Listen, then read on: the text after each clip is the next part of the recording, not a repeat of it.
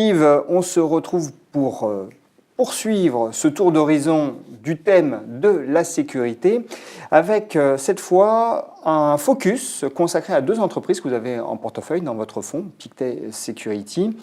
Deux des principales positions du fonds, Palo Alto et Global Payments. Et ces deux entreprises sont, selon vous, à même de tirer parti de la tendance à toujours plus de sécurité.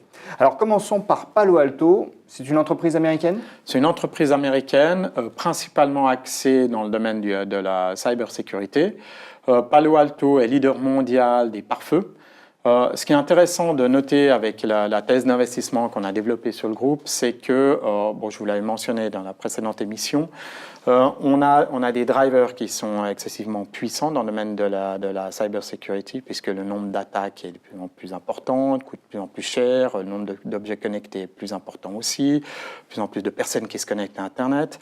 Et il y a l'émergence aussi d'une nouvelle architecture qui s'intègre aux architectures actuelles, qui est le cloud computing. Donc c'est le phénomène de données qui se trouve dans le nuage. Là, le problème, c'est qu'autant l'application que les données, vous ne savez pas vraiment où elles se trouvent. Donc, toute cette industrie a dû intégrer cette nouvelle architecture. Et Palo Alto Networks était leader, comme je vous le disais, il est toujours dans le domaine des pare-feux, au niveau tout à fait traditionnel d'une protection d'un périmètre, a développé de plus en plus des technologies pour le pare-feu au niveau du cloud computing.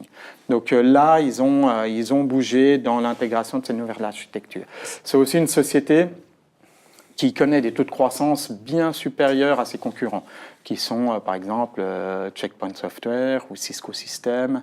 Mais est-ce qu'il s'agit d'une croissance rentable ? Ah oui, alors absolument. Non, c'est une société qui est absolument bien gérée, qui fait des investissements judicieux, d'ailleurs de plus en plus dans le domaine de l'intelligence artificielle, et qui fait progresser ses marges pratiquement année après année. Malgré le fait qu'on le sait par définition, la technologie, c'est plutôt une industrie qui est déflationniste. Donc non seulement la croissance est là, mais la profitabilité mesurée par les marges est là aussi. Donc Palo Alto, une société à même, selon vous, de tirer parti du développement de la cybersécurité. On enchaîne à présent avec Global Payments. C'est tout à fait un autre secteur ici, puisqu'on parle plutôt du paiement électronique en ligne.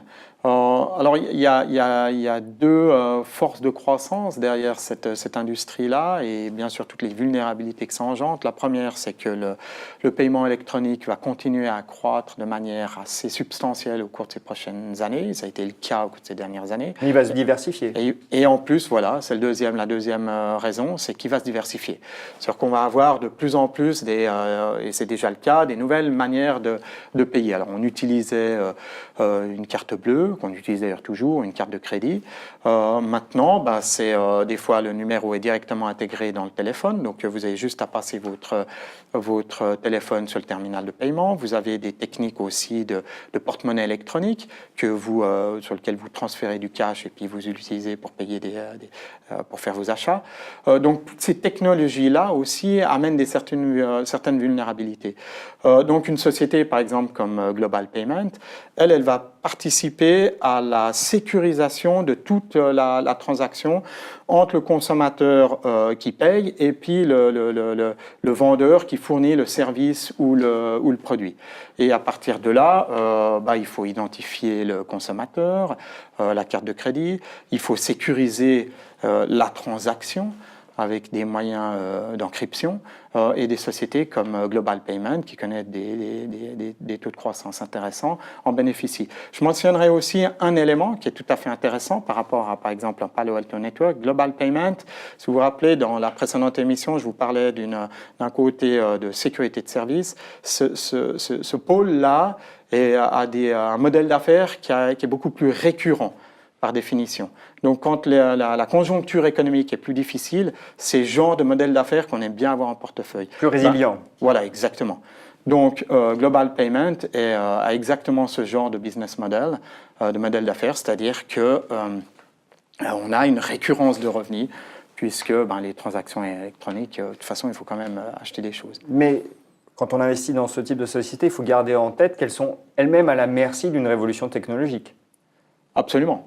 C'est d'ailleurs toujours la problématique dans n'importe quelle, je dirais, pour n'importe quelle société qui évolue avec de la technologie, c'est que vous pouvez très vite avoir un concurrent qui vous perturbe votre modèle d'affaires.